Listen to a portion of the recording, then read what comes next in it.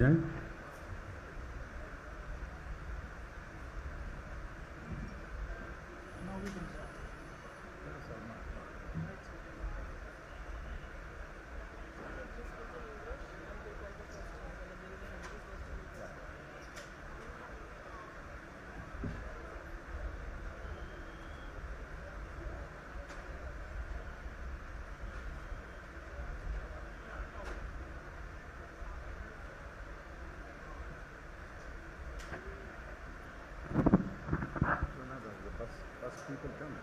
बस वाले से हाँ दिन वो स्टार्ट ओपनिंग स्टेटमेंट प्रिंटेड ना it will come from there, printed out from there and distributed later, email it. Someone will bring it from here after the meeting, it will distribute.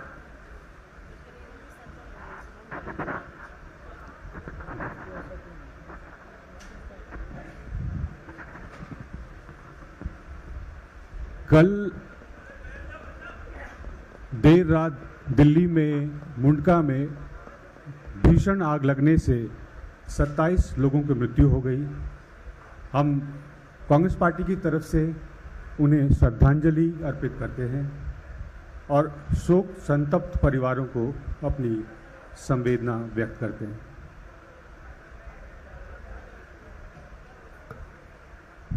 साथियों, चिंतन शिविर का आज दूसरा दिन है।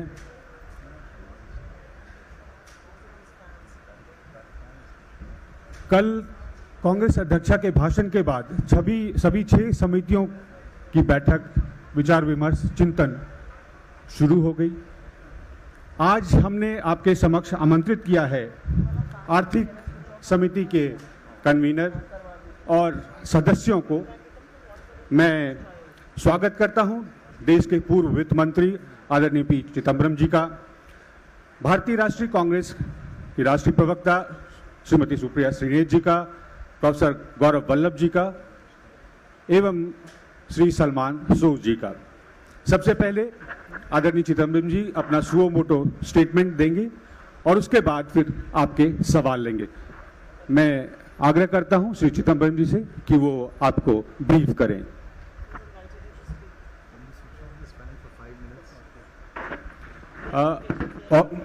इलेक्ट्रीशियन, ये जो फैन है इसको अगर बंद करा पाएं।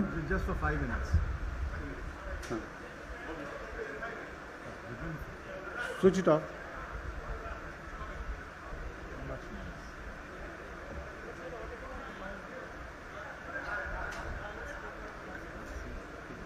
He's already live.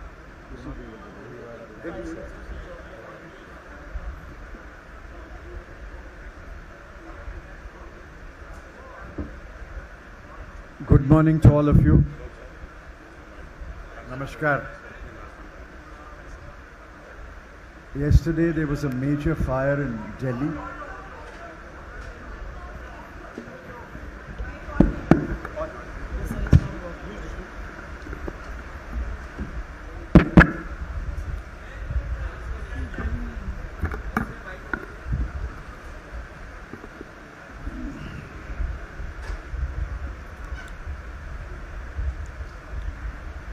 Good morning to all of you.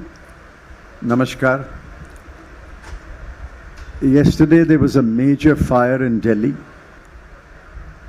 According to reports that I last saw, 28 people have been killed. Maybe there are more people, we don't know. The Congress Party offers its deepest and sincere condolences to the families of those who were killed, and we hope that if any other person is trapped in the building in which the fire took place, we hope that such a person will be rescued and treated in hospitals. We are deeply sorry that such a major accident should happen in Delhi. On the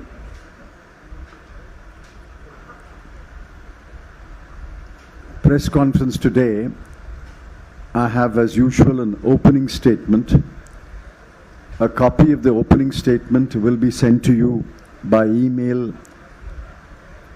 shortly after I complete my statement and this press conference is over, I'm told by my friend Pranab that hard copies also will be distributed. So let me read my opening statement, and then we will take questions for a few minutes. Over 400 congressmen and women are gathered in Udaipur to reflect on the state of the country, the political situation, the state of the economy, the role of political parties, the organizational strengths and weaknesses of the Congress Party, the threats to unity, diversity and secularism, the burdens, fears and expectations of the average family, and on many other matters. Along with 9 colleagues, 3 of whom are here with me, Professor Gourav Vallabh, Ms. Supriya Shrinate, and Mr. Salman Soz. Along with 9 colleagues, I steer a discussion on the economy. There are 60 members in our group. Yesterday, 37 members expressed their views over 4 hours. The discussions will continue today and tomorrow. Our broad conclusions are: 1. The state of the Indian economy is a cause of extreme concern. A slower rate of growth has been the hallmark of the present government in the last 8 years. The post-pandemic recovery has been indifferent and halting. The growth estimates for 2022-23 have been lowered from time to time in the last 5 months. 2. Inflation has risen to unacceptable levels and threatens to rise further. WPI inflation is at 14.55% and CPI inflation is at 7.79%. The government is actually fueling the rise of inflation by its wrong policies, especially through high taxes on petrol and diesel, high administered prices, and high GST tax rates. 3. The job situation has never been worse. The labor force participation rate, LFPR, is at a historic low of 40.38%, and the unemployment rate stands at 7.83%. 4. We reiterate our charge that social services expenditure as a proportion of total expenditure has fallen to an average of 5% in the last 8 years, from an average of 9% in the 10 years between 2004 and 2014. 5. The external situation has added to the pressures on the economy. The government appears clueless on the ways to deal with these developments. $22 billion has flowed out of the country in the last 7 months. The foreign exchange reserves have depleted by $36 billion. The exchange rate stands at rupees 77.48 to a dollar, the highest ever. 6. A Congress-led government ushered in a new era of liberalization in 1991. The country has reaped enormous benefits in terms of wealth creation, new businesses and new entrepreneurs, a huge middle class, millions of jobs, exports, and lifting 27 crore people out of poverty during a 10-year period. After 30 years, it is felt that, taking into account global and domestic developments, it may be necessary to contemplate a reset of the economic policies. A reset of economic policies must also address the questions of rising inequalities, extreme poverty among the bottom 10% of the population, India's rank in the Global Hunger Index 2021, which is 101 out of 116 countries, and evidence of widespread nutritional deficiency among women and children. A comprehensive review would also be justified by the health and education outcomes as revealed by the Annual State of Education Report 2021, the ASER 2021, and the National Family Health Survey 5, the NFHS 5. We believe that a recalibration of economic policies can influence health and education outcomes. The time is ripe for a comprehensive review of center-state fiscal relations.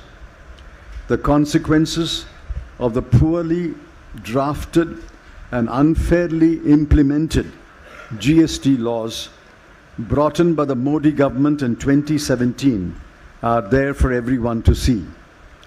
The state's fiscal position is fragile as never before and needs urgent remedial measures.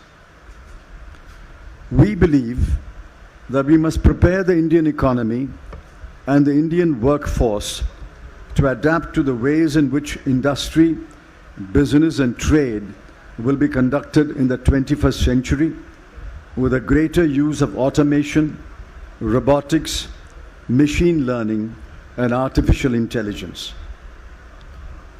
We also believe that important changes in economic policies will be required in the light of climate change and the need for mitigation and adaptation. So all the reasons that I have listed above lead us to believe that a reset of economic policies is necessary and the time is ripe for a reset of the economic policies.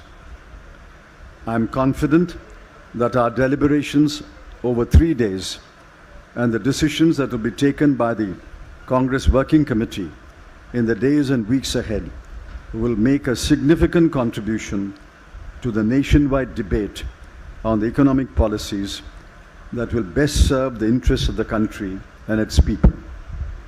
I request you to kindly focus on the opening statement. Of course, we will take any other question, but kindly focus on the opening statement, and let's spend the first few minutes at least on the economy.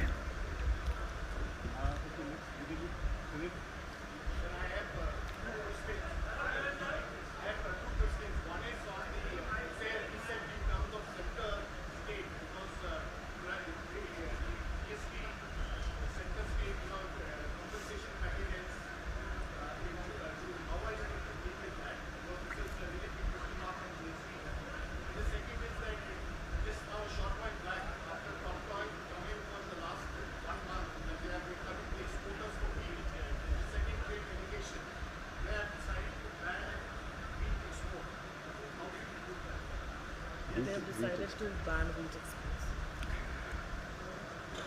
On the GST, we believe that the compensation period of 5 years that will expire on 30th of June 2022 must, and there is no quibble on that, must be extended.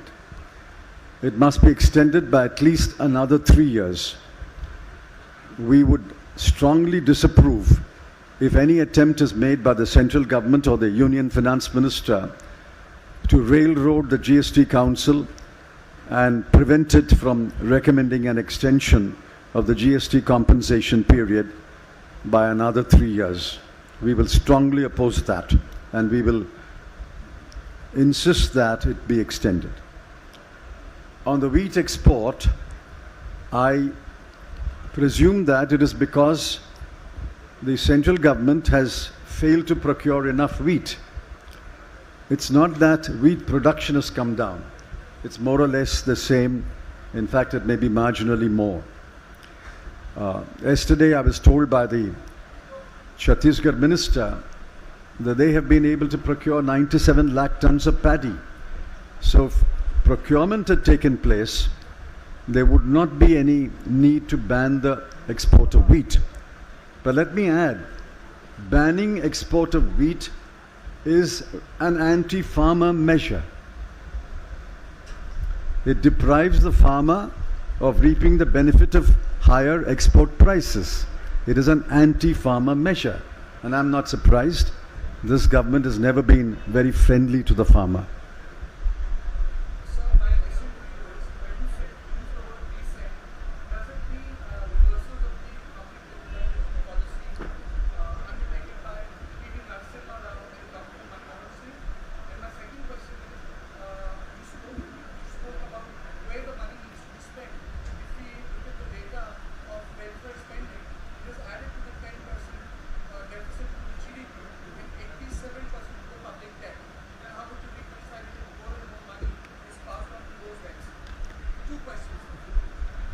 You know better than I do that reset is a different word and review or reconsider is a different word. I don't know if you remember 1991. I remember it very vividly. I have first-hand experience of the policy making of 1991. But we are now 30 years down the road. The world has changed. India has changed. A reset means taking into account global and domestic developments and fine-tuning the policies that have obviously given us benefits.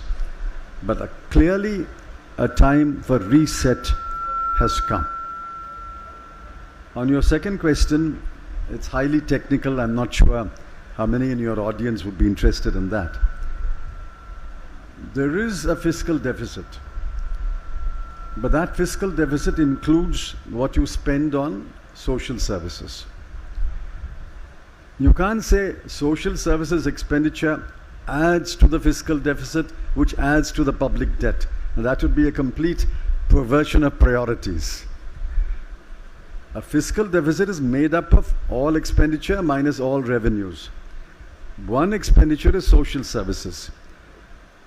The prudent and wise approach is to fix the priority for social services expenditure. And in our view, if 10% of the bottom of India is in extreme poverty, and our rank in the global hunger index is 101 out of 116. These are clearly indicators that we must spend more on social services. Hello? Request everyone to use the mic so that others in the hall can hear your question. Supriya. Good. So the question is that you have said in your opening remark that inflation is fueled by the government also. The government is fueling the inflation. But one of the reasons which is coming from the other side is that there is war going on between Russia and Ukraine, and that is why there is an impact which has led on the oil prices, which has led to this inflation. What's your take on this entire narrative, which is that because there is a war going on, that's why there's an impact on the domestic or the Indian economy also? It's a lame excuse. India cannot blame the rise in oil prices as a reason for this high inflation. This high inflation, this inflationary trend was noticed even pre-Ukraine war. The high fuel taxes, the high administered prices, say, on cooking gas, and the high GST rates all predate the Ukraine war.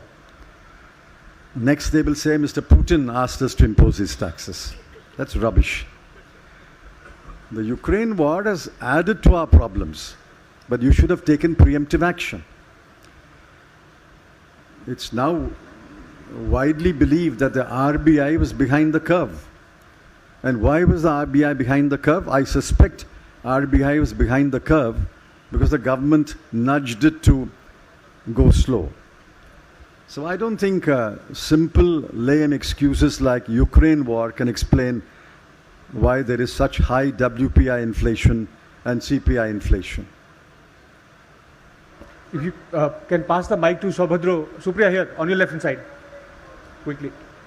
Saubhadra from ST. After that, Anjali. Mr. Chidambaram, my question to you, sir, you mentioned about the recalibration of economic policies, and you also mentioned that from 1991 we've gone a long way. Sir, would you like to tell us one or two examples of what you think that, specific policy interventions or amendments of the policy which are required now? I wish I could tell you, but I can't, because deliberations are underway, and deliberations must be followed by decisions. The deliberations are in a group of 60 persons, and the decisions have to be taken by the Congress Working Committee. So I wish I could tell you, but I'm sorry, until the decisions are taken, I can't tell you. I can only tell you our thinking. Our thinking is 30 years down the line, while we acknowledge that we have reaped enormous benefits as a result of liberalization, we take into account global and domestic developments and reset our policies for the next 10, 20, 30 years. Anjali from UNI. After Hi, that, sir. Sanjeev Chopra. So price rise definitely is the biggest challenge in front of. So inflation is today definitely the biggest challenge for people. But apart from that, there are a lot of things, as you said, which are wrong with the economic policy, which have led to this situation. But when it comes to the people, mostly they do not understand economic policies and matters. So my question is that would you also be doing something to take this message of what is wrong with the economy to the people? Well, if the message has not reached the people, we plead guilty, but we also plead guilty on your behalf. We are collectively guilty. So, allow me to plead guilty on your behalf also. So if you cooperate with us, we can take the message to the people. The people I meet in my village or town feel the pinch of inflation. It's not yet become a large protest, but it will become. If inflation continues to rise at this rate, it will become a large protest. Sanjeev. Sir, you've talked about, you stressed on reset of the economic policies, keeping into consideration the latest global and global trends. So would you be preparing a roadmap for suggesting to the government on what action needs to be taken, or some kind of suggestions, for the on the recalibration of the policies? Do you really believe that anything that we say will be accepted by the government? If you are an optimist. We will prepare a set of policies that will serve the people of India, our economic interests, as the Congress party sees it, and we will take it to the people. I don't believe that the government is willing to listen to anyone, much less the Congress party. So my question is to you that what's the view of the Economic Committee about the taking petrol, diesel under GST? Because it is really hurting the people of the common man of our country. And second is, what is the view of your committee about the states demanding the GST compensation, their dues? That's all burdening the financial condition of the states. I've answered the second question when I answered Mr. Prabhu's first question. I've already answered the second question. On the first question, there is a complete breakdown of trust between the central government and the state governments. And if you think that only the non-BJP state governments have expressed this breakdown of trust, you're wrong. Privately, we know that even BJP finance ministers who attend the GST Council have expressed their dismay and concern about this complete breakdown of trust. Given this complete breakdown of trust, there is no way, there's no chance at all of the present government making even any headway in trying to persuade states to bring petrol and diesel under GST. There's no chance of that happening under this government. Hello. All are seeking more support from central government, economical support, like GST, time-to-time reimbursements like that. So how do you see this? People are suffering from Tamil Nadu, kind of Kerala at all. So how do you see this? Time-to-time GST reimbursements, and they are seeking more support from central governments on the schemes which comes under the state governments. This is not Tamil Nadu and Kerala. 78,704 crores are pending from the central government to the state governments as on 31/3/22. Let me repeat that number. Rupees 78,704 crore is pending. We are already in the middle of May, and this amount has not been paid.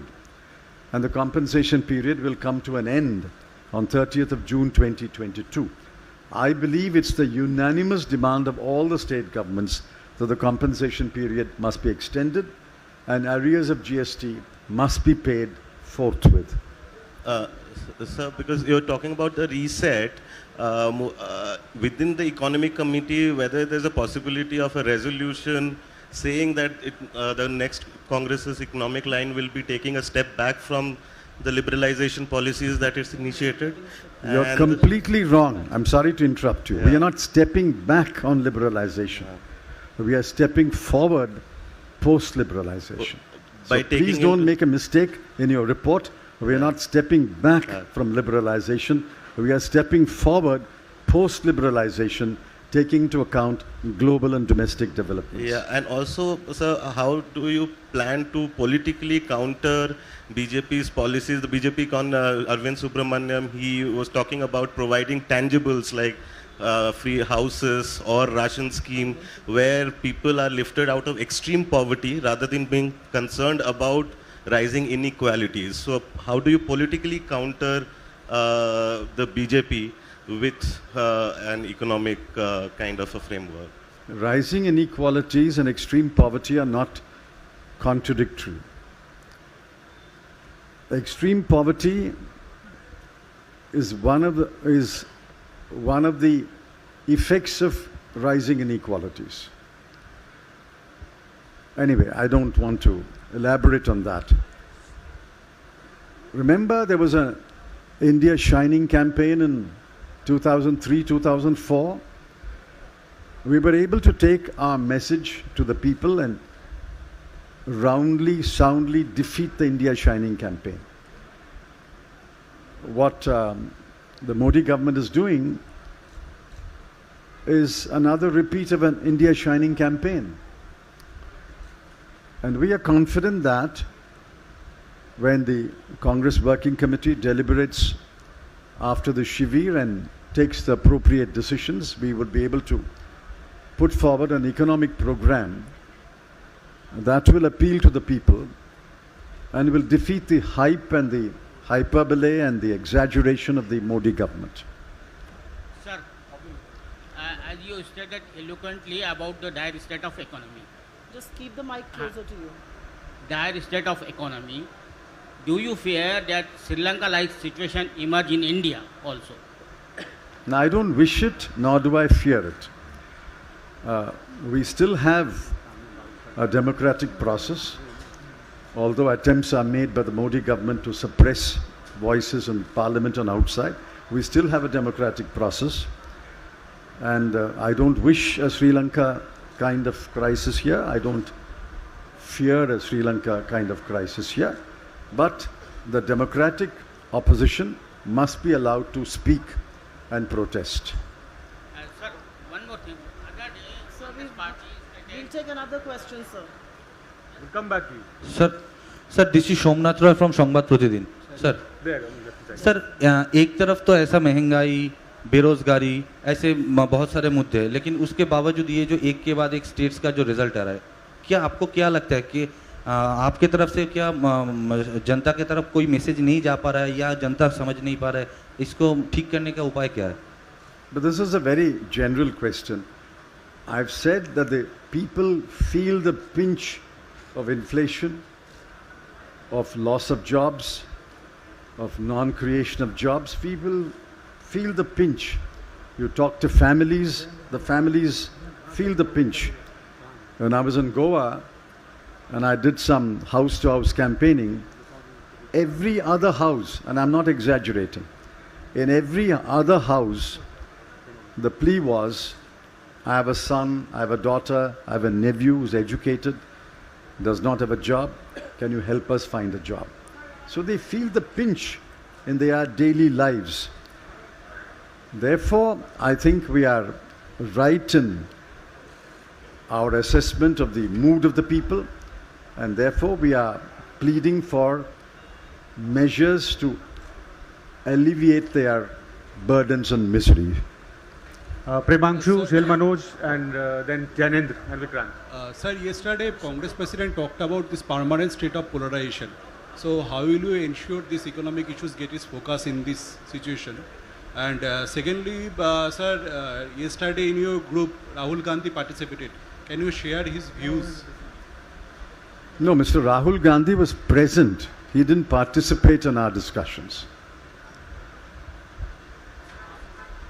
Pranavji, what do you say about economic issues? See, it's for the people to decide what is more important.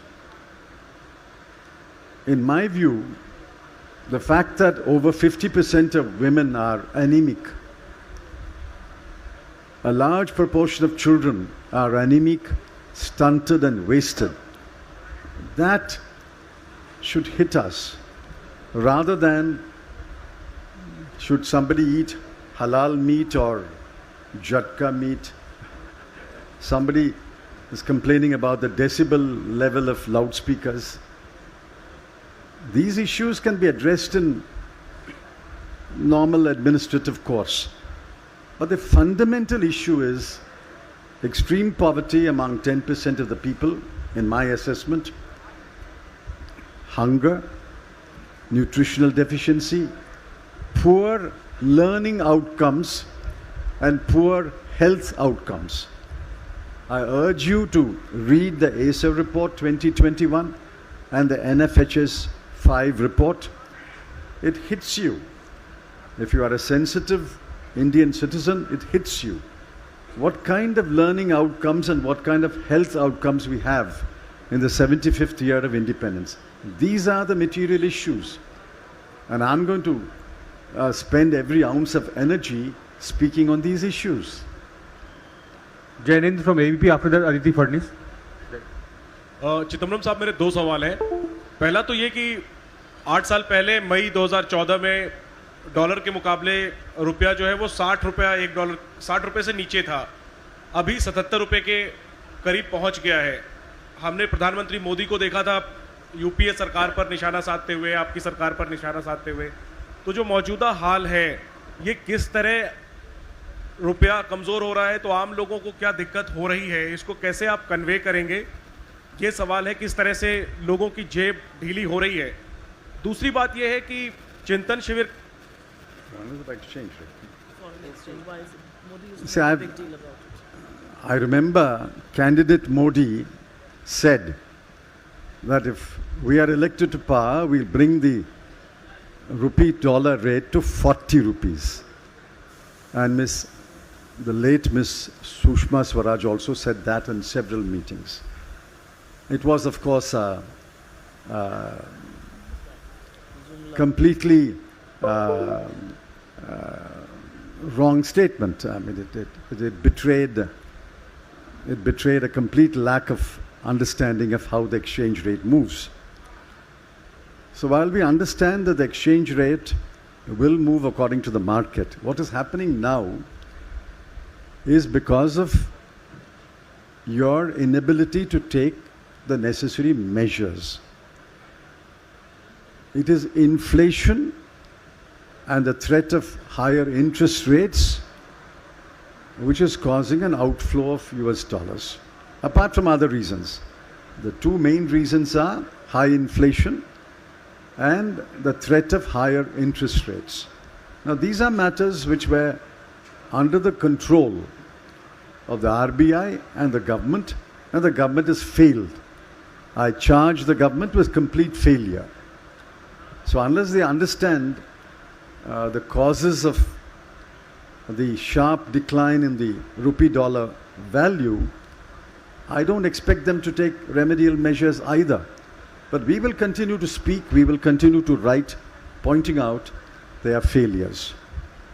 Sir एक अगर एक ही सवाल रहने दें, बहुत लोग हैं एक छोटा सा समझने के लिए और लोग भी हैं, विक्रांत हैं, क्विकली जल्दी अदिति सर एक ये पूछ रहा था कि चिंतन शिविर को लेकर कहा जा रहा है कि ये पॉलिटिकल शिविर है और कोई मैनिफेस्टो यहाँ से नहीं निकलने वाला। ऐसे में जो इकोनॉमिक इश्यूज पे जो कमेटी बनी है आप लोगों की, इसके पास कितना स्कोप है?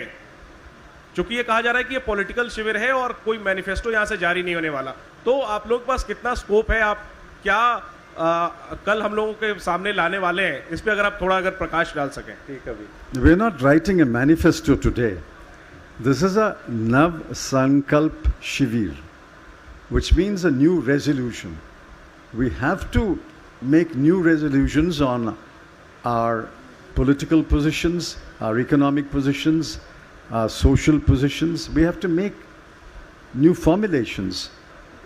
What shape these formulations will take, I can't say. But eventually, it will get reflected in the manifesto of 2024. Chidambaram, Vikrant after that. Yeah. You spoke about unemployment. The government, which is among the largest employers, particularly in the railways, has put a complete freeze on recruitment for the last 2 years. First citing COVID and then other problems. There's been no recruitment in the armed forces, there's been hardly any recruitment in paramilitary forces, there's been no recruitment in the lower levels of the scientific establishment, scientific officers and so on. What is your view on that? Everything, all the other restrictions, COVID restrictions have been lifted. You are having elections, you are having religious gatherings, but recruitment continues to be a big problem, and it's creating a lot of discrepancies and anomalies in the armed forces on account of seniority. You remember that in the 2019 manifesto we said, one of the first things we will do is to fill all vacancies in the central government.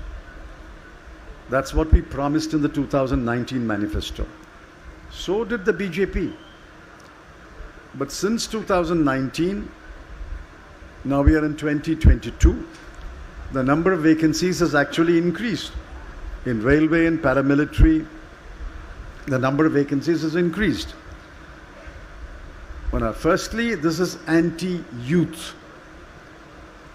This is anti-poor. This is anti-scheduled caste, anti-scheduled tribe.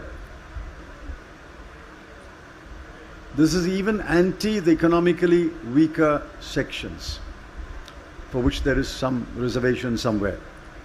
The point is, if you don't fill vacancies in the government, in the broader government, capital G, and all its organizations, where will the young men and women of India find jobs?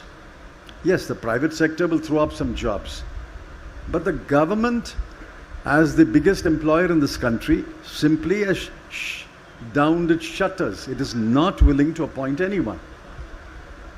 I think this is a terrible onslaught on the rights of young men and women, especially those who have completed a degree or two and are looking for jobs.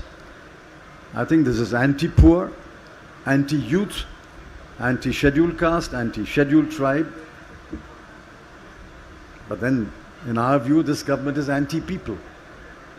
Sir, I quickly wrap up. Last three questions, Vikrant, Vijay Lakshmi and Rajita. Sir, sir आप लोग unemployment की, inflation की तमाम बातें कर रहे हैं, लेकिन जब आप 91 में मिनिस्टर थे नरसिम्हा राव सरकार में, उस वक्त में जो एक्ट आया था और सुप्रीम कोर्ट ने भी कहा था कि जहां पर जो 1947 में वर्शिप की पोजीशन है वही कंटिन्यू रहनी चाहिए, लेकिन आज की डेट में कहीं ज्ञान वापी में सर्वे हो रहा है, कहीं ताजमहल को लेकर के बात हो रही है, तो ये चीज़ें कैसे आप रिफ्लेक्ट करेंगी जनता के बीच? वर्शिप एक्ट जो आया था 1991 में वो एक तरफ है और ज्ञान वापी सर्वे भी हो रहा है बनारस में प्रधानमंत्री मोदी की कॉन्स्टिट्यूंसी में. Well, I don't understand your question. I've answered. There is no meaningful debate when you say it's either polarization or economic policy. I mean, I don't understand that. I think economic policies are the lifeline of a country. It touches everybody. Polarization is only for a political purpose. It's not either you debate this or debate that. No, sir, we will oppose polarization, but we will plead for sensible, sane economic policies. Sir, I am technically asking, worship act जब है, उसके बाद में क्या ज्ञान वापी मस्जिद में सर्वे होना चाहिए? Oh, the Places of Worship Act. The Places of Worship Act was passed after deep consideration in Mr. Narasimha Raw's government. The only exception in that act was to the Ram Janmabhoomi. We believe that all other places of worship should remain in the status they are and they were. We should not make an attempt to change the status of any place of worship. That will only lead to huge conflict, and it is to avoid such conflict that the Narasimha Rao government passed the Places of Worship Act. Vijayalakshmi, last question. And another sir, one. I just wanted to ask. But she's already asked one. Yeah, two of them. Sir, ever since the Modi government has come to power, economy has been one major focus of opposition, especially of Congress party. You've been attacking and alleging that this government has failed on that front. But despite that, in terms of electoral politics, it hasn't brought anything in terms of electoral politics. You've only been losing elections. Is there something wrong with your communication policy that you've not been able to communicate it to your electorate, the failure of the government? And if it is so, is Congress party mulling or discussing all that in the Shivir, in your committee that has been formed, how to communicate effectively to your electorate or to people? You're right. If we have failed to communicate to the people the distress, the distressful situation in which the country's economy is, yes, we admit that. We should sharpen our communication skills. We also request your cooperation and support in conveying the messages. Ranjita. Sir यहाँ party हाँ, go ahead. आवाज आ रही है? आ रही है. आप party और देश के अलग अलग चीज़ों पर चिंता करने के लिए आए हुए हैं. सवाल ये कि जो जम्मू कश्मीर में हो रहा है, कश्मीरी पंडित की वहाँ हत्या हो गई और उसके बाद उनकी कम्युनिटी जो है वो जम्मू कश्मीर के एडमिनिस्ट्रेशन के खिलाफ वहाँ धरना दे रही है. किस तरह से आप इसे देखते हैं? जम्मू कश्मीर में कश्मीरी पंडित boy was killed and the community is protesting against the We condemn the killing of the Kashmiri Pandit. We think that killing is not an answer to any problem. There are genuine issues in Kashmir. They must be addressed having regard to the history of Kashmir, the history of the accession of the state of Jammu and Kashmir to India, and the developments in the last 75 years. These problems can be addressed only by a dialogue between the government and the people of Jammu and Kashmir. But this government is not indulging in any dialogue. But that doesn't justify any killing. The Congress party is opposed to any killing by militants or indiscriminate killing by the security forces or religious hatred prompted killings. Any kind of killing we condemn in the most unequivocal terms. And we are sorry for the family of the person who died. We convey our deepest condolences, but we condemn in unequivocal terms any kind of killing. They still want to ask more questions, but it's already 10:30. They still want to ask more questions. No, no, no. We have to resume. We have a meeting schedule at 10:30. Some other time we'll again do. Thank you, thank you.